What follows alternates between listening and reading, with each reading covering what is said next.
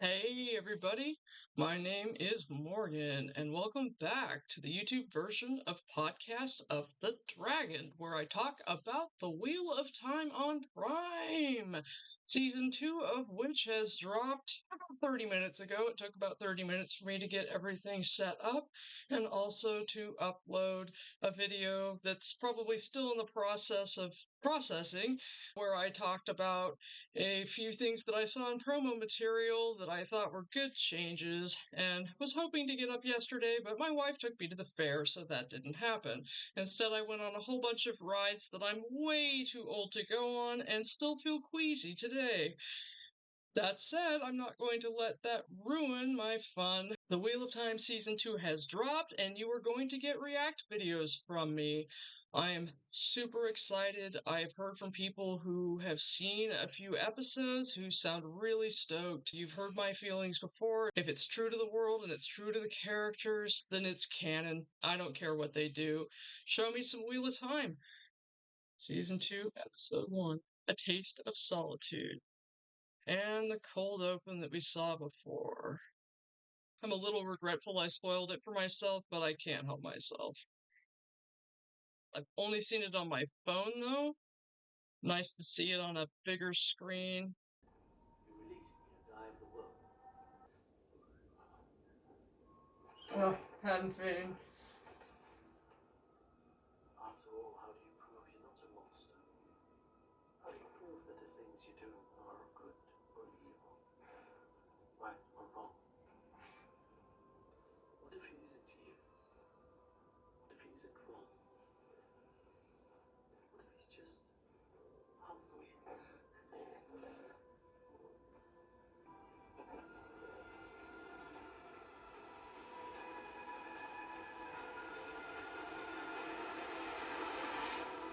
Okay, a handful of things. First of all, the actor who plays the Shamael is great. This is the first thing I've seen him in, but my wife and I binge watched Chernobyl, and he was really good in that. Secondly, I love what they've done with the character of Ishamael as far as having this actor play him in a way that seems very morally neutral or kind of playing up a theme of moral relativism. I think that that works really well with the whole expression of what Ishamael's character really is. I think they're trying to indicate here that they're probably just cutting out Agenor. They're going to have said that Ishamael has made the Trollocs, which is perfectly fine. There's a sense of like almost ownership or proprietariness in the way that he pets the Trolloc, which I think is a goat Trolloc, and having just been to the fair yesterday, I've got to say that his hands are probably going to smell like goat for days. Some lovely old buildings.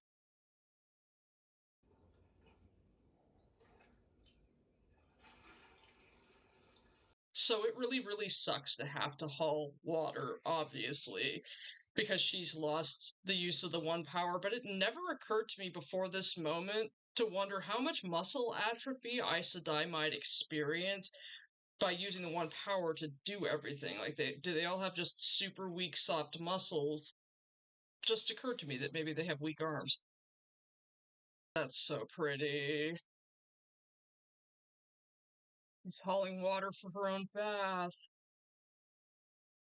Wonderful. God, she looks sad as fuck.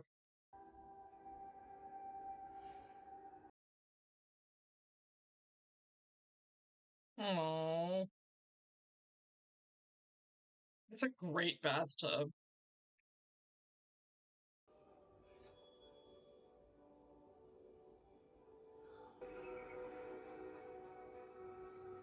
God, that's so beautiful. Look at that garden and everything.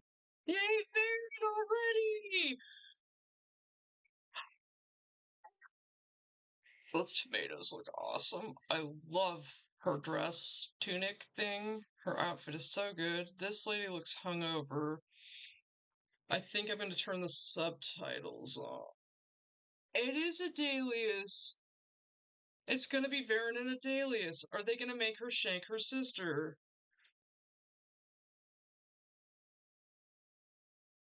Their relationship is so like hence, I like this honestly.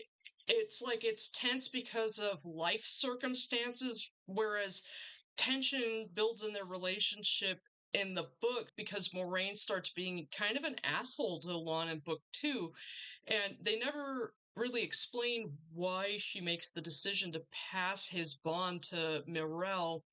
Though when she says she's done it in book two, she makes the choice to do it before they leave Tarvalon, meaning before they leave for their like final trek to go look for the dragon. And we know that she's been gone at least 5 years from things that Anaya says about how this time she's been gone way too long. I feel like this is better to have the tension be because she's cut off, she's emotionally shut down. He knows that she's upset, he's cut off. It makes them both just struggle. There are times in relationships where stuff like that happens, where it's not one person or the other doing anything, it's just life. And if you don't communicate and figure it out together, then it just causes bigger and bigger breaks between you and strain in the relationship.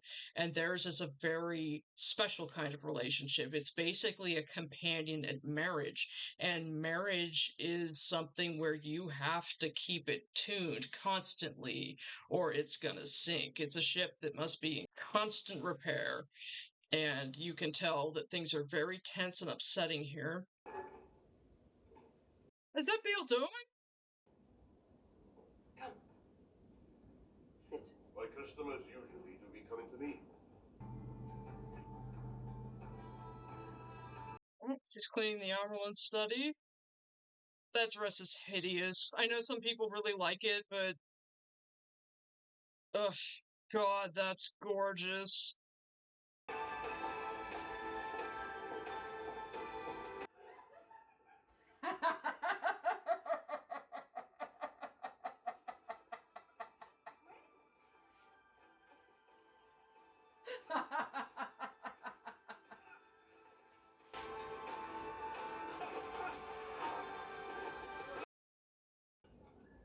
That's fair. By the end of today, each one of you will drink the water in your glass. Oh, gross. Those of you who master this weave will enjoy it far more than those who do not.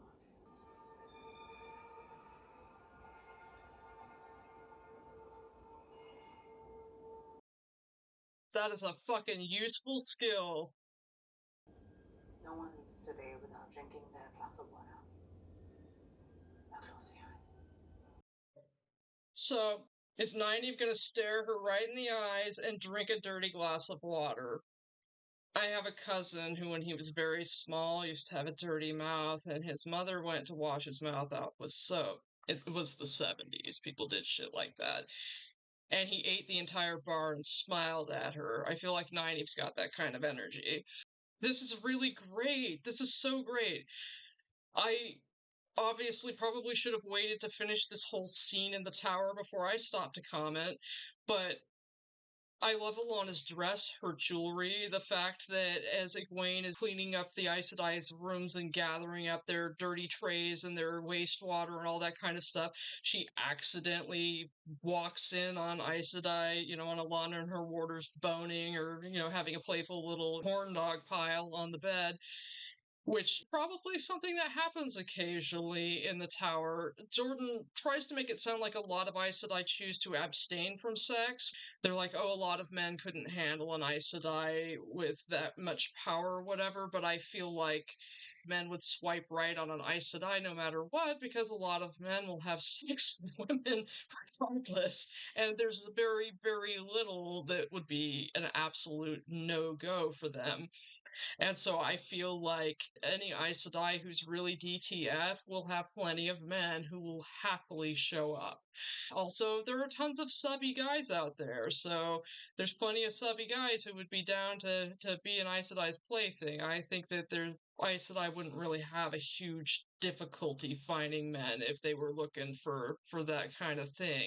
I really appreciate all of this. I like the lessons. The tower was so cold and barren and kind of official looking with what we saw of it in season one. And this is homey and purpose-filled and day-to-day and really, really great. Now let's see if she just fucking stares Alana dead in the eye, doesn't make any more attempts to channel, and just drinks a glass of dirty water, and is just sort of like, psh, how do you like them apples? That's some naive energy for you right there. Ha ha ha ha! Say it had to be green. However, still blocked. She hasn't channeled ever since she arrived at the tower.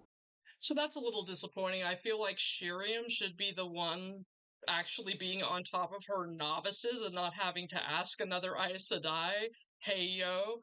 I mean, I feel like they did that for purposes of the show. We know Alana already, and she has met or spent time at least with Nynaeve, and so having her introduce us to another Aes Sedai makes sense. Also, Leandrin, they give her the best costumes. It's like they've got like a little bit of black shimmer to her clothes. There's been commentary about how her clothing is getting darker and darker as far as the shades of red. Yeah, I love it. Perhaps she needs a more effective teacher. We've all tried. But my apologies. All of us who are not explicitly forbidden. Mistress of Novices might make an exception. Just this once. A novice died in your care. Oh, damn. The one power is dangerous. Using it is dangerous. Any loss is too many.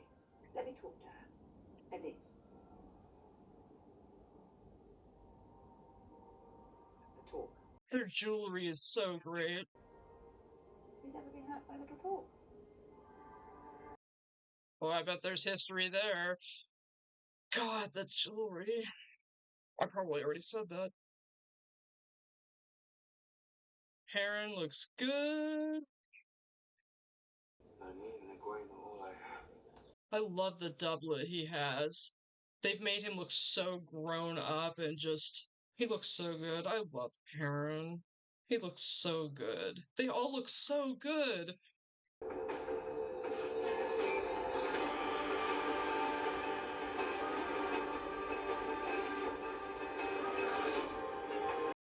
God, that's pretty. So close to that thing. I could smell his life-forsaken arse. If you lot hadn't splashed across the stream like a herd of breastfed cattle, I'd be roasting his corpse on a spit and playing a tune on the horn of bloody Val. Down here.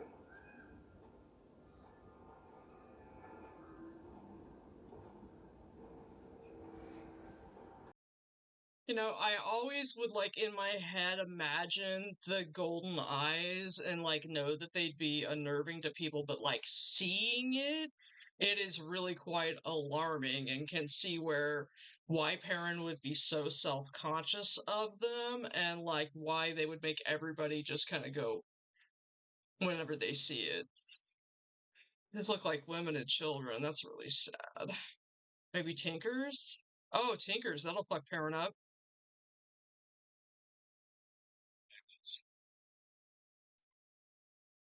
God, the guy who plays Angel is so pretty. The guy who plays Elias is really pretty too. They're all so pretty.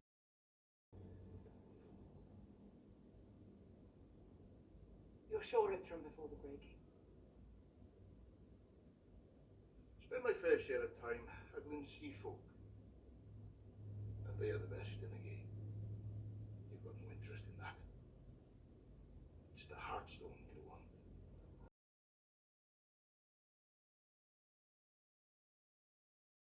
I was so afraid that Bail Doman was gonna be kind of like Basil Gill was, where they gave him to us, but he was gonna have a really small role.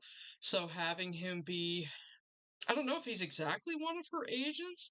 He kind of seems like he's her agent, except that usually when someone's an Aes Sedai agent, they don't fuck around. They seem antagonistic right here. She seems like she's being antagonistic with everyone, which, to be fair, she's going through a hard time, but, you know. Anyway. This is cool. I like it. I hope that he comes back. I hope we get a lot more of him. Attitude. She's tired, she's hungry, she's angry, she's afraid. Now silence. When did this come into your possession? A couple of months back, Where? outside Cairo, your Moondale there shattered one leg this spring.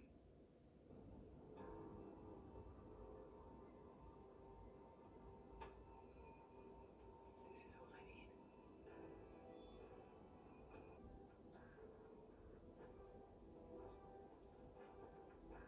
What have you got me wrapped up in, eh? The wheel weaves as the wheel wheels, Master Dillon. I agree with you.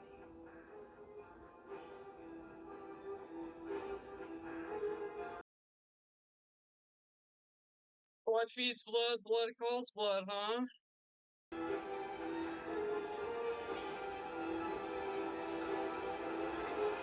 in no danger of becoming an Aes Sedai. I take it class today did not go as planned. I know you love her, but Alana's a real piece of... Alana Sedai. She... different for everyone. What was it for you? I fell in love with the water. And you? I fell in love with an Aes Sedai. You always make me feel like the third wheel. I love the fact that they have her actually friends with Ivan and Maxim.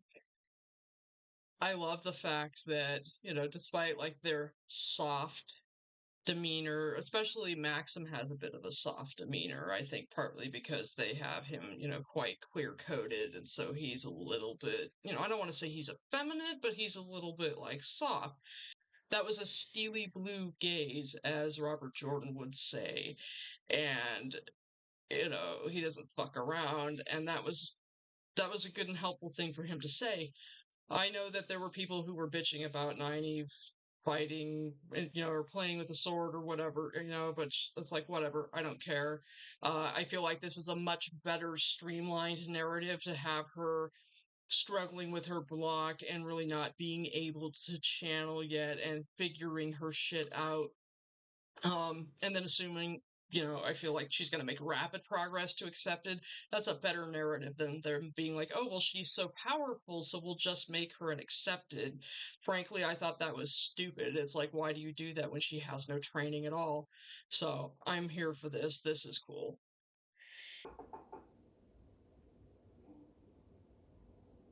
Do you need a moment to get dressed?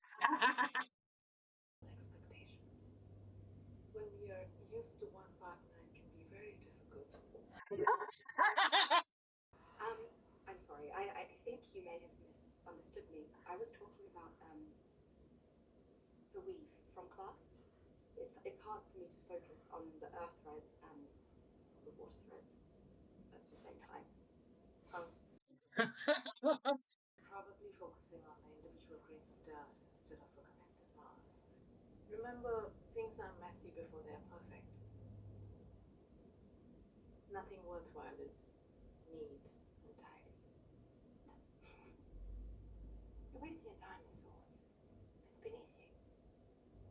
The warders have taught me more in the last 5 months than all of your sisters combined.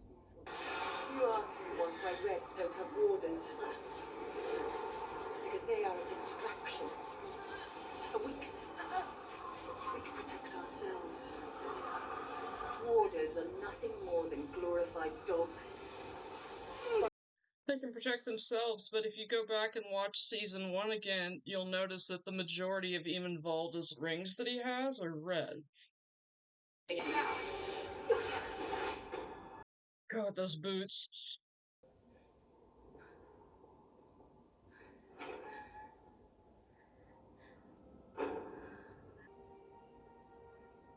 I'm scared that when we finally come face to face, I won't be able to stop myself. Perhaps Vane had a reason for doing what he did. You may not like the answer, but you may find it worth asking the question. Don't smile at me. Shut me out. Drive me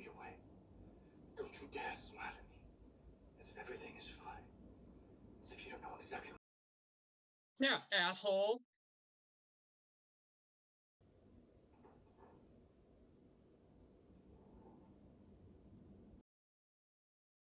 What have my dinner, okay? She's treating him like a servant. What a dick. Tell her to get it herself. Yeah, good for you, Lon. Make it your fucking self. Dick.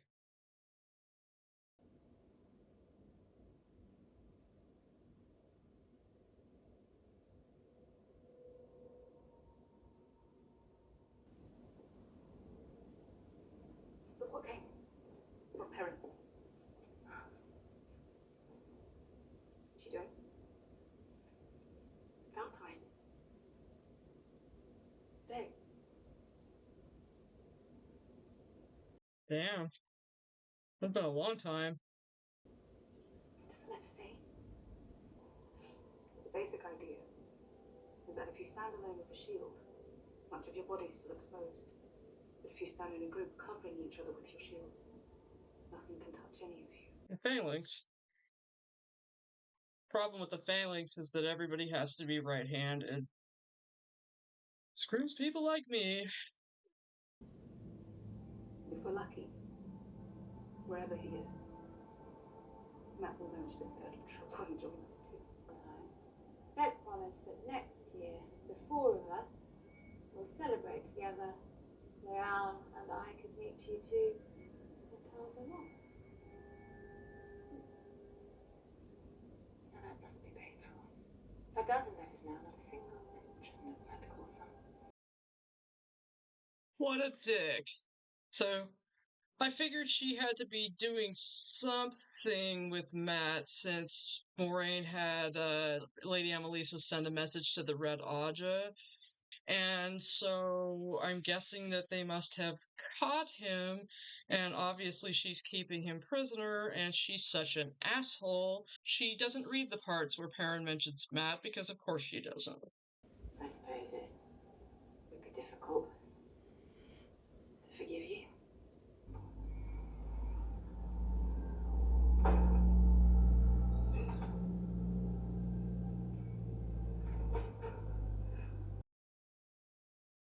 Oh, ready to move on? No, not ready to move on.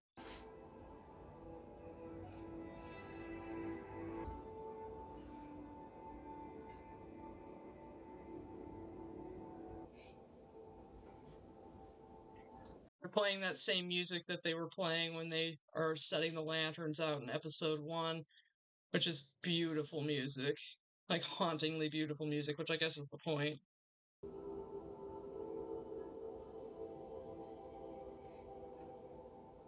Morand, may his spirit find its way back to us. There he is, all strapping.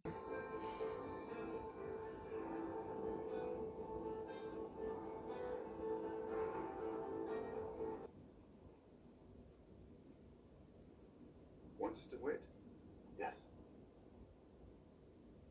Tonight she'll come. Yes, of course. Soon, I'm sure. Perhaps he just stays uncharacteristically late lunch. And Adelius is like, fuck this noise. I think you're taking this all too personally. It only affects you if you let it. Unequivocally unaffected by it. You are not her warder. No. But she's living in my house. Our house? Technically my house if I allow you to live in. I think that's the first time in my life someone's told me I need to provide.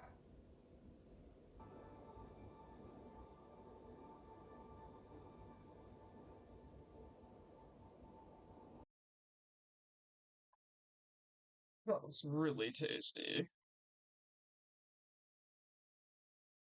But like, for real, Lon, you can't put her dinner on top of her paperwork.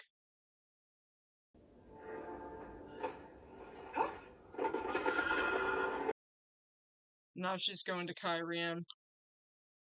Also, I think that was a really brilliant way to get her to Kyrian, to basically have the sundials. Obviously, they decided to do the separate individual seals that they have to break the Forsaken out, and which I think is perfectly a smart way to do that. Makes perfect sense. Obviously, we're not going to hear the poem yet. I'm guessing it's not going to be exactly like the one that we got in, the book, but obviously one filled with meaning that will be tantalizing enough to make her ride off to Kyrian. Oh, geez.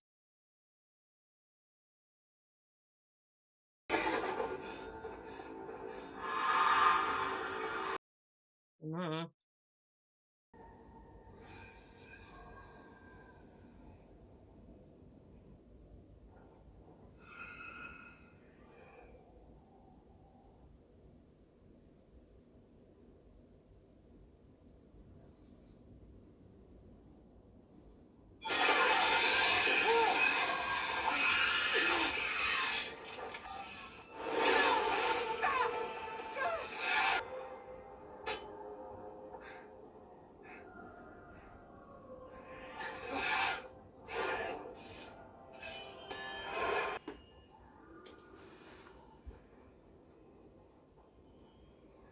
Lan!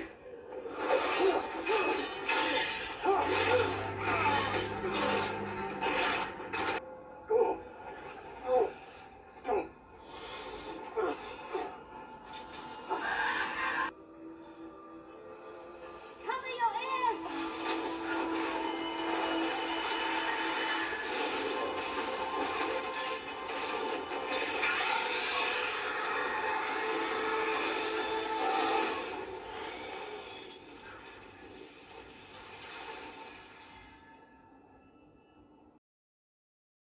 that was a great episode. What a good episode.